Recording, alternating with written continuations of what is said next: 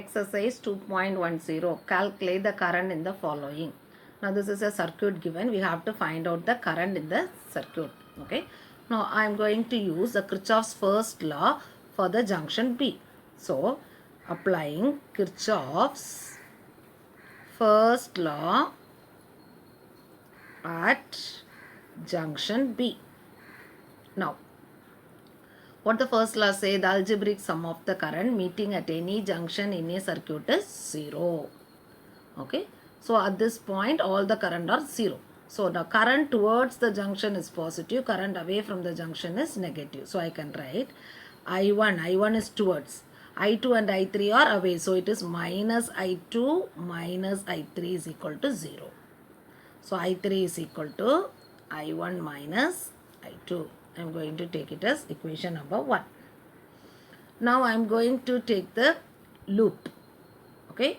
So applying Kirchhoff's second law for loop, I am going to take this loop. That is A, B, E, F, A. Okay. Now in this loop we can take this, applying the second law. So what the second law says, the product of the algebraic sum of the product of current into resistance in any circuit is equal to what? The algebraic sum of the EMF in that closed circuit. Okay.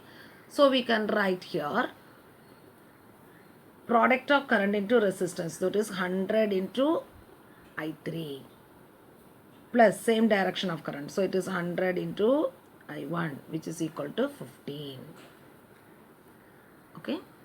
So now I am going to substitute I3 value here. So it is 100 into I1 minus I2 plus 100 I1 is equal to 15. So this can be written as 100 I1 minus 100 I2 plus 100 I1 is equal to 15. So 200 I1 minus 100 I2 is equal to what? 15. This I am going to take it as what? Equation 2. Now I am going to apply Kirchhoff's second law for the next loop, which is the next loop B, C, D, E, B. Okay. B, C, D, E, B. Now this is the direction of current from the positive. So we have to take 100 into I3 minus, here the direction is what? Opposite. So it is minus 100 into what? I2 is equal to what? 9 volt. Okay. Now here also I am going to substitute the value for I3. So it is I1 minus I3 minus 100 I2 is equal to 9. So 100 I1 minus 100 I2 minus 100 I2 is equal to 9. So it is 100 I1 minus 200 I2 is equal to what? 9. I am going to take this as what? Equation number 3. Now I am going to multiply equation 3 by 2. So equation 3 by 2. So it is, I am going to multiply this equation. So it is 200 I1 minus 400 I2 is equal to what? 80. And I am going to write equation 2 as it is. What is the equation 2? 200 I1 minus 100 I2 is equal to what? 50. Is equal to 50.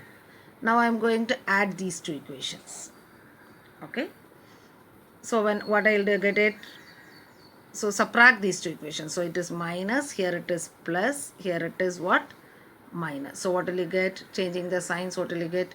Here this and this will get cancelled. 400 plus 100. Minus 400 plus 100 is minus 300. Minus 300 I2 is equal to 3. Okay. So what is I2? I2 is equal to 3 by minus 3 by 300. So you will be getting it as minus 1 by 100 which is equal to minus 0.01 ampere. Okay. Now substituting I2 in equation 2. So what is the equation to 200 I1 minus 100 I2? For I2 I am going to substitute as what? 0.01. Okay, minus 0.01 is equal to 15. Okay, 200 I1. Here it is 100 into this is what? 1. Minus and minus will become plus, that is equal to what? 15. So 200 I1 is equal to 15 minus 1 is what? 14.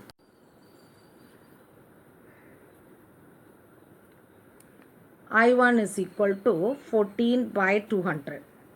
That is equal to 7 by 100.